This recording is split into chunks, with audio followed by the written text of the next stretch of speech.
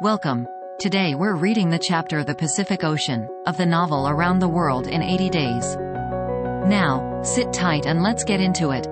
What happened when the pilot boat came in sight of Shanghai will be easily guessed. The signals made by the Tankadere had been seen by the captain of the Yokohama steamer, who, espying the flag at half-mast, had directed his course towards the little craft.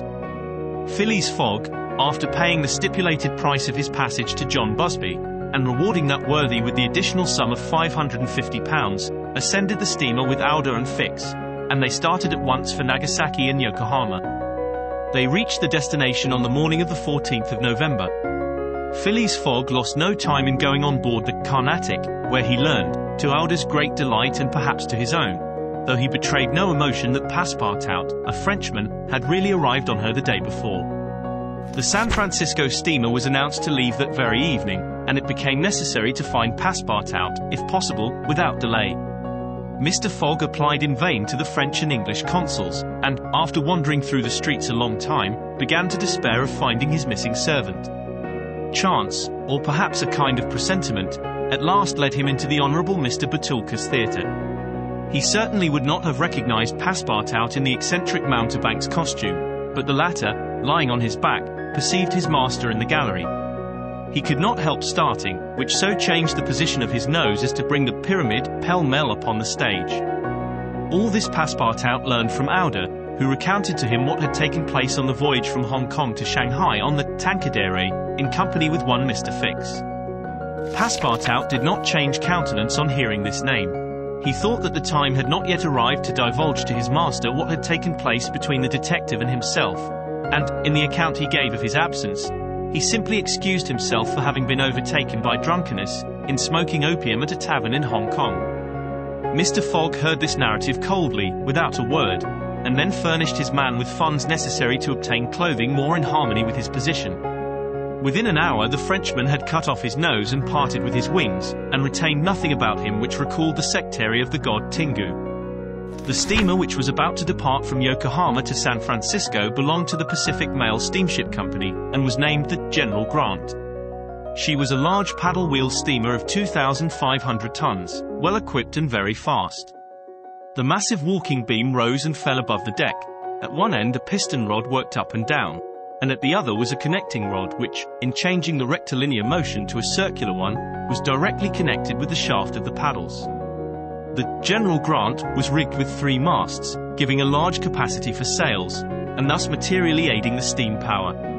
By making 12 miles an hour, she would cross the ocean in 21 days. Phileas Fogg was therefore justified in hoping that he would reach San Francisco by the 2nd of December, New York by the 11th, and London on the 20th, thus gaining several hours on the fatal date of the 21st of December. There was a full complement of passengers on board, among them English, many Americans, a large number of coolies on their way to California, and several East Indian officers, who were spending their vacation in making the tour of the world. Nothing of moment happened on the voyage. The steamer, sustained on its large paddles, rolled but little, and the Pacific almost justified its name. Mr. Fogg was as calm and taciturn as ever. His young companion felt herself more and more attached to him by other ties than gratitude. His silent but generous nature impressed her more than she thought, and it was almost unconsciously that she yielded to emotions which did not seem to have the least effect upon her protector.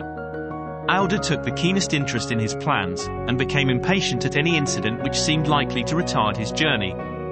She often chatted with Passepartout, who did not fail to perceive the state of the lady's heart, and, being the most faithful of domestics, he never exhausted his eulogies of Phileas Fogg's honesty, generosity, and devotion. He took pains to calm Aouda's doubts of a successful termination of the journey, telling her that the most difficult part of it had passed, that now they were beyond the fantastic countries of Japan and China, and were fairly on their way to civilized places again. A railway train from San Francisco to New York, and a transatlantic steamer from New York to Liverpool, would doubtless bring them to the end of this impossible journey round the world within the period agreed upon. On the 9th day after leaving Yokohama, Phileas Fogg had traversed exactly 1/2 of the terrestrial globe. The General Grant passed, on the 23rd of November, the 180th meridian, and was at the very antipodes of London. Mr. Fogg had, it is true, exhausted 52 of the 80 days in which he was to complete the tour, and there were only 28 left. But, Though he was only halfway by the difference of meridians, he had really gone over 2/3 of the whole journey, for he had been obliged to make long circuits from London to Aden, from Aden to Bombay, from Calcutta to Singapore, and from Singapore to Yokohama. Could he have followed without deviation the 50th parallel, which is that of London, the whole distance would only have been about 12,000 miles, whereas he would be forced, by the irregular methods of locomotion, to traverse 26,000, of which he had, on the 23rd of November, accomplished 17,500. And now the course was a straight one, and Fix was no longer there to put obstacles in their way. It happened also, on the 23rd of November, that Passepartout made a joyful discovery. It will be remembered that the obstinate fellow had insisted on keeping his famous family watch at London time, and on regarding that of the countries he had passed through as quite false and unreliable. Now, on this day, though he had not changed the hands, he found that his watch exactly agreed with the ship's chronometers. His triumph was hilarious. He would have liked to know what Fix would say if he were aboard. "The rogue told me a lot of stories," repeated Passepartout, "about the meridians, the sun, and the moon." Moon, indeed. Moonshine more likely. If one listened to that sort of people, a pretty sort of time one would keep. I was sure that the sun would someday regulate itself by my watch. Passepartout was ignorant that, if the face of his watch had been divided into 24 hours, like the Italian clocks, he would have no reason for exultation, for the hands of his watch would then, instead of as now indicating 9 o'clock in the morning, indicate 9 o'clock in the evening, that is, the 21st hour after midnight, precisely the difference between London time and that of the 180th meridian. But if Fix had been able to explain this purely physical effect, Passepartout would not have admitted, even if he had comprehended it. Moreover, if the detective had been on board at that moment, Passepartout would have joined issue with him on a quite different subject, and in an entirely different manner. Where was Fix at that moment? He was actually on board the General Grant. On reaching Yokohama, the detective, leaving Mr. Fogg, whom he expected to meet again during the day, had repaired at once to the English consulate, where he at last found the warrant of arrest. It had followed him from Bombay, and had come by the Carnatic, on which steamer he himself was supposed to be. Fix's disappointment may be imagined when he reflected that the warrant was now useless. Mr. Fogg had left English ground, and it was now necessary to procure his extradition. Well, thought Fix, after a moment of anger, my warrant is not good here, but it will be in England. The rogue evidently intends to return to his own country, thinking he has thrown the police off his track. Good. I will follow him across the Atlantic. As for the money, heaven grant there may be some left. But the fellow has already spent in travelling, rewards, trials, bail, elephants, and all sorts of charges, more than £5,000. Yet, after all, the bank is rich. His course decided on, he went on board the General Grant, and was there when Mr. Fogg and Aouda arrived. To his utter amazement, he recognized Passepartout, despite his theatrical disguise. He quickly concealed himself in his cabin, to avoid an awkward explanation, and hoped, thanks to the number of passengers, to remain unperceived by Mr. Fogg's servant. On that very day, however, he met Passepartout face to face on the forward deck. The latter, without a word, made a rush for him, grasped him by the throat, and, much to the amusement of a group of Americans, who immediately began to bet on him, administered to the detective a perfect volley of blows, which proved the great superiority of French over English pugilistic skill. When Passepartout had finished, he found himself relieved and comforted. Fix got up in a somewhat rumpled condition, and, looking at his adversary, coldly said, "Have you done?" "For this time, yes." "Then let me have a word with you." "But I, in your master's interests." Passepartout seemed to be vanquished by Fix's coolness, for he quietly followed him, and they sat down aside from the rest of the passengers. "You have given me a thrashing," said Fix. "Good, I expected it. Now, listen to me.